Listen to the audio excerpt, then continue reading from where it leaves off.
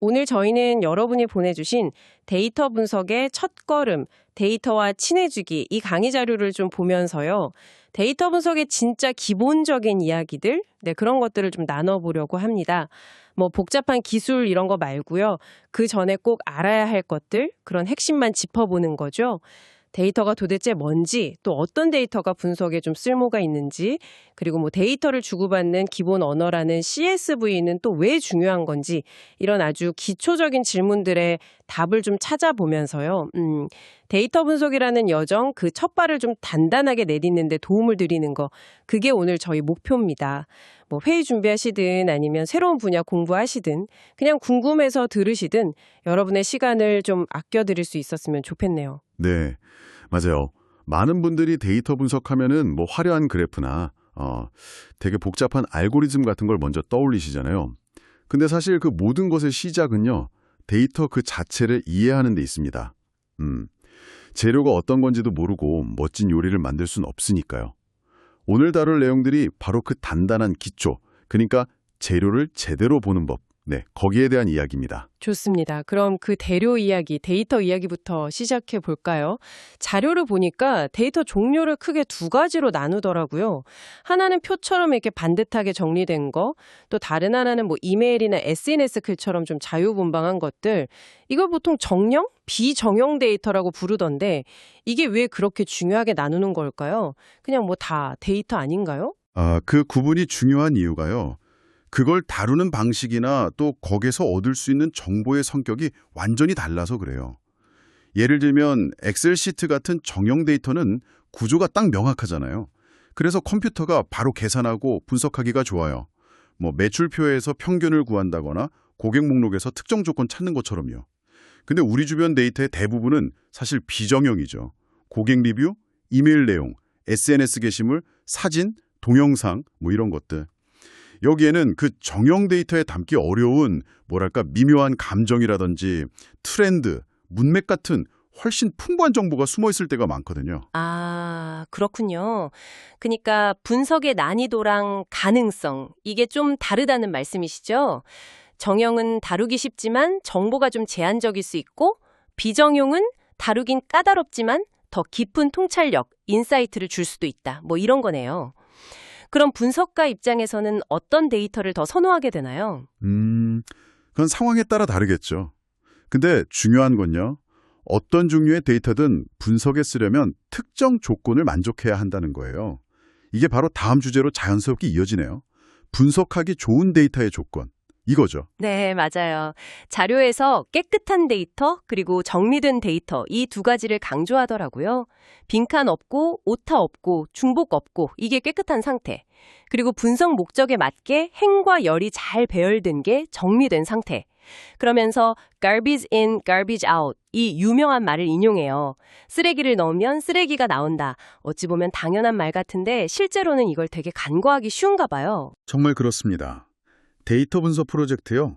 거기서 시간 제일 많이 드는 게 사실 데이터 정리하는 거예요. 정제하고 또 보기 좋게 만들고. 이게 좀 지루하고 반복적인 작업처럼 보일 수 있거든요.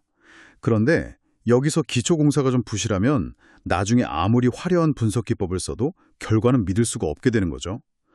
예를 들어서 고객 주소 데이터에 막 오타가 가득해요. 그러면 지역별 분석이 제대로 될 리가 없겠죠.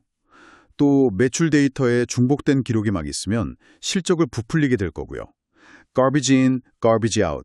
이게 그냥 단순한 경고가 아니라 데이터 작업에 아주 엄중한 현실을 반영하는 말입니다. 아하, 데이터 준비 과정에 그만큼 공을 들여야 한다. 이런 말씀이시군요. 그럼 그렇게 잘 준비된 데이터는 어떤 그릇, 어떤 형식에 담아두는 게 좋을까요? 데이터를 주고받을 때 쓰는 일종의 공용어 같은 게 있다고 들었어요. 바로 CSV 파일이죠. comma separated values, 쉼표로 값을 나눈다는 뜻인데 왜 하필 이게 표준처럼 쓰이는 건지 궁금해요.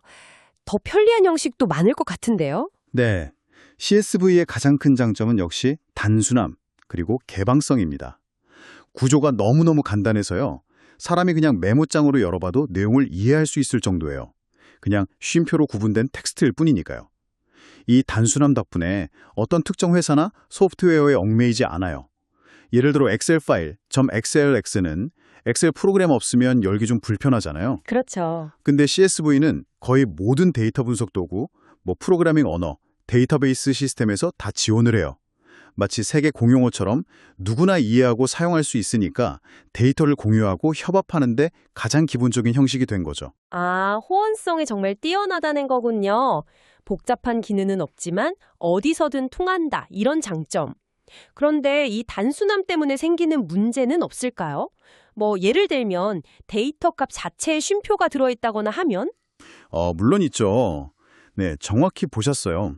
데이터 안에 쉼표 자체가 포함되어 있거나 아니면 여러 줄로 이루어진 텍스트를 다룰 때 문제가 생기기도 해요.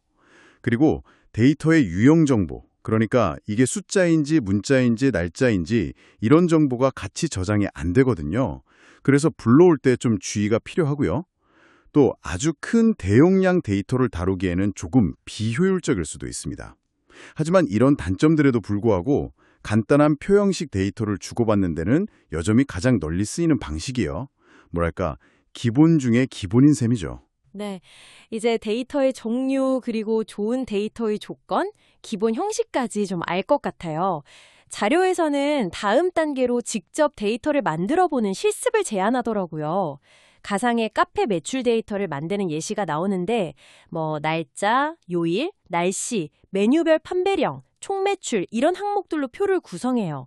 근데 이걸 직접 해보는 게 왜 중요할까요?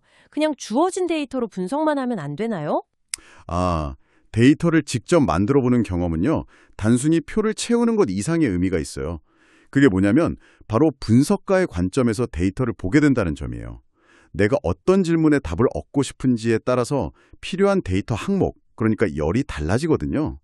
예를 들어서 날씨가 매출에 영향을 미칠까? 이런 질문이 있다면 당연히 날씨 항목이 꼭 필요하겠죠. 그렇죠. 어떤 메뉴가 제일 인기가 많지? 이걸 알려면 메뉴별 판매량이 있어야 하고요.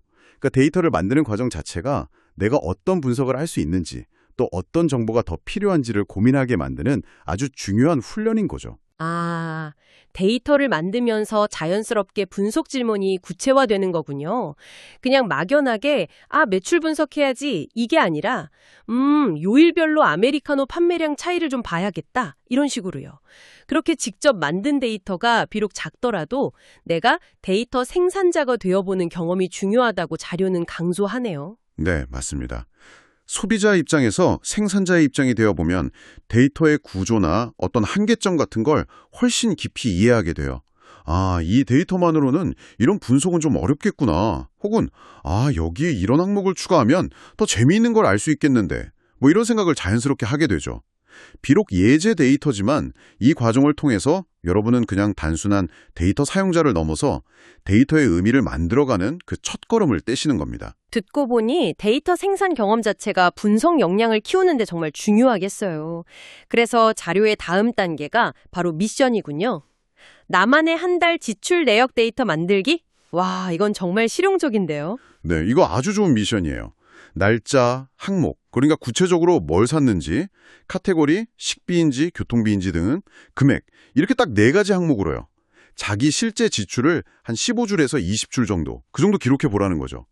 사실 개인 데이터만큼 분석 동기를 강하게 주는 것도 드물어요. 내 돈이 어디에 쓰이는지 직접 확인하는 것만큼 흥미로운 분석이 또 있을까요? 그렇죠. 막연하게 이번 달 돈 진짜 많이 썼네 하는 것보다 내가 직접 만든 데이터를 보면서 이 카테고리 지출이 생각보다 훨씬 많구나 라든지 특정 요일에 유독 지출이 몰리네 이런 패턴을 발견하면 느낌이 확 다를 것 같아요. 이게 바로 데이터 분석의 힘이겠죠 뭐. 바로 그 점입니다. 거창한 기술이 아니더라도요. 내 주변의 데이터를 직접 구조화하고 질문을 던져서 답을 찾는 과정. 이게 데이터 분석의 본질에 더 가깝다고 생각해요.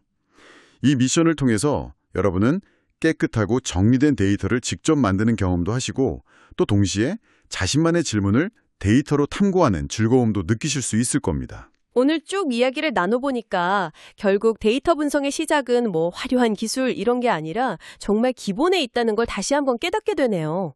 데이터가 뭔지 이해하고 정형이냐 비정형이냐 분석에 적합한 형태로 만들고 깨끗하고 잘 정리된 데이터 그리고 표준적인 방식으로 다룰 줄 아는 것 CSV. 이 기본기가 정말 탄탄해야 그 위에 의미 있는 분석을 쌓아 올릴 수 있겠다. 이런 생각이 듭니다. 정확히 그렇습니다.